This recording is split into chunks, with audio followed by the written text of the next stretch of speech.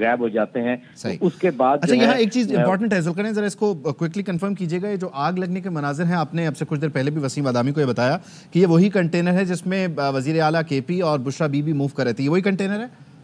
जी बिल्कुल, पुलिस ने इस बात की तस्दीक की है कि ये वही कंटेनर है जिसको आग लगी है। सही है। ये वहां पर जो है इसी कंटेनर के ऊपर आए थे बुशरा बीबी और अली अमीन गंडापुर, और उसके बाद जो है आग लगने की वजह पता चल सकी है जुल्करनैन? देखिए, अभी तक आग लगने की वजह जो है मालूम नहीं हो सकी। यही अभी तक मालूम हुआ है कि जब शेलिंग हो रही थी तो वहां पर जितने दरख्त थे उनको आग लगाई जा रही थी ताकि शेलिंग से बचा जाए। तो फिर उसके बाद जो है आग का जो सिलसिला है वो मजीद बढ़ गया और यहाँ तक पहुंच गया कि कंटेनर भी जल गए हैं। लेकिन एग्जैक्ट जो है आग किस तरीके से लगी है ये अपनी तौर पर। अच्छा अब्दुल कादिर, आप मुझे सुन पा रहे हैं?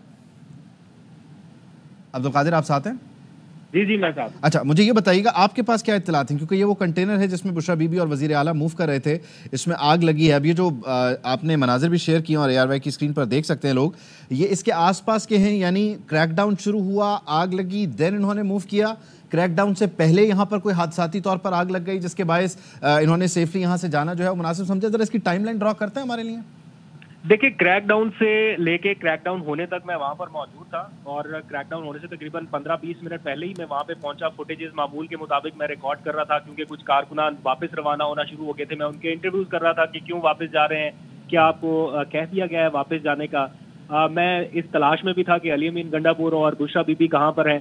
कारकुनान ने खुद बताया कि यहाँ अभी मौजूद हैं। मैं उनके पास गया, उनका इंटरव्यू करने की कोशिश की, लेकिन इस दौरान कहीं दूर दूर तक और आसपास तक मैं 15-20 मिनट ड्राइव भी करता रहा हूँ, मुझे कहीं पे आग लगी हुई या इस तरह का कोई माहौल नजर नहीं आया।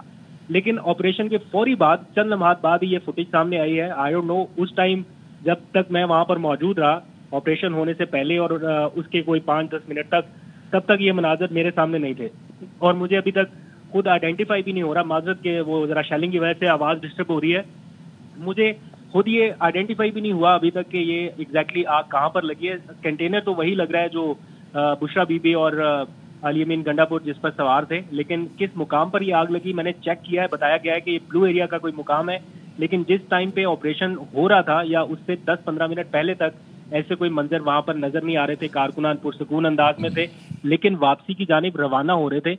उनसे मैंने पूछा कि आप कहाँ पर जा रहे हैं, तो ये बताया गया कि लीडरशिप की जानिब से हमें ये कहा गया है कि सेंटोरस ब्रिज के पास सारे इकट्ठे हो जाए। यानी आप ये कह रहे हैं अब्दुल कादिर कि इस क्रैकडाउन के शुरू होने से पहले ही एक डिस्कनेक्ट था कारकुनान के दरमियान और लीडरशिप के दरमियान। जो कारकुनान का इसरार था वो लीडरशिप मान नहीं रही थी या डी चौक की तरफ उस तरह से जा नहीं रही थी, तो डिस्कनेक्ट था और लोगों ने जाना शुरू कर दिया था वापस। जी हाँ बिल्कुल। मैंने खुद लोगों से बात की, मैंने कुछ विजुअल्स रिकॉर्ड किए हैं, थोड़ी देर में मैं आपको भेज भी दूंगा, आप अपने नाज़रीन को दिखा भी सकेंगे। अभी इंटरनेट के मसाइल की वजह से नहीं भेज पाया, अदरवाइज मैंने लोगों से जब बात की और उनसे पूछा, क्योंकि काफिले वापस रवाना होना शुरू हो गए थे, तो जब उनसे पूछा तो कुछ लोग ये कह रहे थे कि हम वापस जा रहे हैं, कुछ लोग ये कह रहे थे कि हमें ये कहा गया है कि सेंटोरस ब्रिज के पास इकट्ठे हो जाएं। तो कंफ्यूजन थी वहां पर और लोग इस बात का गिला कर रहे थे कि लीडरशिप की जानिब से हमें क्यों नहीं बताया जा रहा कि हमने आगे करना क्या है। तो लीडरशिप से उनका गिला था। फिर जब मैं अली अमीन गंडापुर की गाड़ी के करीब पहुंचा तो वहां पर जाके ये मालूम हुआ या मुझे ये फील आई, एहसास हुआ कि अली अमीन गंडापुर उस टाइम वहां से निकलने की कोशिश कर रहे थे या आगे जाना चाह रहे थे, लेकिन कारकुनान का इसरार ये था कि वो आगे पीछे ही थे इनके, कि वो इनको जाने नहीं देना चाह रहे थे या अपने करीब ही रखना चाह रहे थे। तो इस किस्म की सिचुएशन थी। अली अमीन उस टाइम कोई बात नहीं कर रहे थे। ठीक है, जुल्करनैन भी हमारे साथ मौजूद हैं। जुल्करनैन, अब बताइए 12:40 हो रहे हैं और इस क्रैकडाउन को तकरीबन 1 घंटा होने को आ रहा है, क्या सूरत हाल है? ब्लू एरिया क्लियर है? कुलसूम चौक जहां पर इन लोगों का पड़ाव था वो भी जगह क्लियर है? और अगर जो लोग भागे थे मार्केट्स की तरफ, उनकी गिरफ्तारी से मुतालिक कोई खबर आई है जो कारकुनान थे? देखें, जो जिना एवेन्यू है यानी कि खैबर चौक से लेकर डी चौक तक ये मुकम्मल तौर पे क्लियर कर लिया गया है। इस वक्त रोड के ऊपर सिक्योरिटी फोर्सेस जो हैं वो मौजूद हैं, रेंजर की नफरी मौजूद है, पंजाब पुलिस, इस्लामाबाद पुलिस भी वहाँ पर मौजूद है। वहाँ पर अब किसी किस्म का कोई भी जो कारकुन है वो मौजूद नहीं है। ताहम जो पुलिस का ये कहना है कि गिरफ्तारियों का सिलसिला जारी है। जैसे ही ये ऑपरेशन कंप्लीट होगा तो फिर हतमी तौर पे बताया जाएगा कि कितने जो हैं जब भागे हैं तो कितने कारकुनान गिरफ्तार किए हैं। अब तक जो फिगर हमारे पास आया है कि वो 450 मुजाहिरीन जो हैं वो गिरफ्तार किए जा चुके हैं और बाकी जो मुजाहिरीन जो भागे हैं उनकी गिरफ्तारी की कोशिशें की जा रही हैं, क्योंकि जब ऑपरेशन की हिकमत अमली बनाई गई थी तो उस वक्त भी ये बात की गई थी कि ये यकीनन ऑपरेशन के बाद भागेंगे, तो इन सबको भागने नहीं देना बल्कि गिरफ्तार करना है।